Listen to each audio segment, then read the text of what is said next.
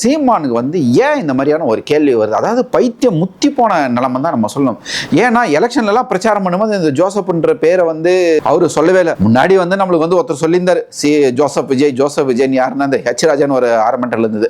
அந்த ஹெச் ராஜா தான் வந்து ஜோசப் விஜய்ன்றதை வெளியில கொண்டு வந்தது. அவர் கொண்டு வந்த நேரமோ என்னவோ அவர் சிஎம் கூட ஆயிட்டாரு. ஆனா இந்த பழைய காயலாங்கடை சீமான் வந்து பழைய காயலாங்கடை சாமானே ஒரு பழைய காயலாங்கடை சீமான் வந்து ஏன் இந்த மாதிரி வந்து பைத்தியம் பிடிச்சி போய் பேசிட்டு இருக்காரு? ஒரு தொகுதியில் டெபாசிட் வாங்கல, ஏன் பெரம்பூர் தொகுதியில் நின்னாருன்னு சொல்லிட்டு லூசு தனமா கேள்வி கேட்டிருக்காரு. அவர் பெரம்பூர் தொகுதியில் இல்லை, எந்த தொகுதியில் நின்னாலுமே தமிழ்நாடு ஃபுல்லா வாங்கின அவங்க ஜெயிச்ச தொகுதிகள் அனைத்துமே விஜய் அப்படின்ற பெயருக்காக மட்டுமே வந்த ஓட்டுகள் மட்டும் தான். ஒரு சில இடங்கள்ல மட்டும், ஒரு சில தொகுதியில் மட்டும் அவங்க அந்த பேர் வந்து ரீச் ஆயிருக்கும். இப்போ செங்கோட்டையன்கெல்லாம் அவருடைய தொகுதியில் வந்து அவருடைய பேர் வந்து ரீச் ஆனது. மற்றபடி பெரும்பான்மையான மக்கள் வந்து, பெரும்பான்மையான எம்எல்ஏக்கள் வந்து யாருன்னே தெரியாது. விஜய் அப்படின்ற ஒரு பேருக்காக, அந்த ஒரு பேருக்காகவே ஓட்டு வாங்கி ஜெயிச்சவங்க. அவர் வந்து பெரம்பூர் தொகுதியில் எந்த தொகுதியில் நின்றாலுமே வந்து ஜெயிச்சிருப்பாரு. ஏன் நீ வந்து கதற கூப்பாடுன்னு சொல்லிட்டு போட்டு ஒருத்தர் நின்னாரே முன்னாள் முதல்வர் கொளத்தூர் தொகுதியிலே போட்டு அப்படியே வாஷ் அவுட் பண்ணி வெளியே அமைச்சிட்டாங்க.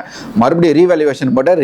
ரீவேல்யூவேஷன்லயும் அவர் ஃபெயில் ஆயிட்டாரு. அந்த அளவுக்கு வந்து விஜய் அவர்கள் வந்து ஓட்டு வாங்கி ஜெயிச்சிருக்காரு. ஆனா நீ மட்டும் ஏன் இன்னைக்கு புதுசா இதை கையில் எடுத்துக்கிட்டு இருக்க? ஏன் உங்களுக்கு எல்லாம் ஆக்கப்பூர்வமான ஒரு விஷயமே இருக்காதா? செத்து மனசும் பழைய ஆமகரி எனக்கு பிரபாகரன் போட்டு குத்தாரு, இட்லிக்குள்ள ஆமகரி வச்சு குத்தாருன்னு சொல்லுவேன், மான்கறி குத்தாருன்னு சொல்லுவேன், முயல்கறி குத்தாருன்னு சொல்லுவேன், AK-47 AK-67 எல்லாம் நான் வந்து எடுத்து துப்பாக்கியால சுட்டேன் நானு அப்படின்னு சொல்லிட்டு எனக்கு வந்து போர் பயிற்சி குத்தாருன்னு சொல்லுவேன். இதெல்லாம் வந்துட்டு இப்படி ஒரு கேவலமான ஒரு அரசியல். முதல்ல நீ வந்து யாரு? எங்க பாட்டா முருகன் சொல்லி நீ முதல்ல எந்த மதத்தை சார்ந்தவன்? நீ உண்மையிலே முதல்ல வந்து தமிழன்னு சொல்லிட்டு சொல்றத நிப்பாட்டு. நீயே வந்து சீமான் செபாஸ்டியன் சொல்லி ஒரு கிறிஸ்தவ மதத்தை, ஒரு அயல்நாட்டு மதத்தை தழுவிட்டு இருக்கிற ஒரு கேடு கெட்ட கேவலம் ஒரு ஓட்டுக்காக முருகன் என் பாட்டேன், விநாயகர் என்னுடைய முப்பாட்டான் அப்படின்னு சொல்லிட்டு பொய்ய சொல்லிக்கிட்டு, பச்சை பொய்ய சொல்லிக்கிட்டு கேவலமா சுத்திக்கிட்டு ஒரு அரசியல்வாதி நீ.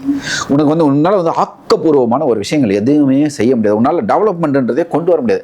ஆடு மேய்க்கணும் தான் இல்லைன்னு சொல்ல. நமக்கு விவசாயம் இந்தியாவுடைய ஒட்டுமொத்த இந்தியாவுடைய முக்கியமான தொழில் அதுன்னு பார்த்தீங்கன்னாக்கா விவசாயம் தான். நாங்கள் வந்து விவசாயத்தால குறை சொல்ல.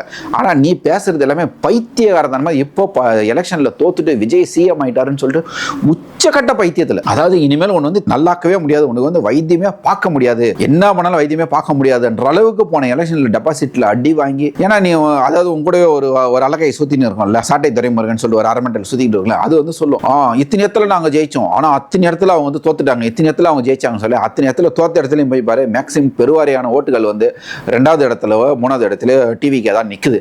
நீங்களாம் அந்த தொகுதியில டெபாசிட்டே இல்லாம போயிருக்கீங்க. எங்கேயாவது ஒரு 2வது இடத்துல 3வது இடத்துல வந்திருக்குன்னு சொல்லிட்டு சொல்லுங்க பார்க்கலாம். வாய்ப்பே கிடையாது. மேக்சிமமான தொகுதியில் டெபாசிட்டே காலி உங்களுக்கெல்லாம்.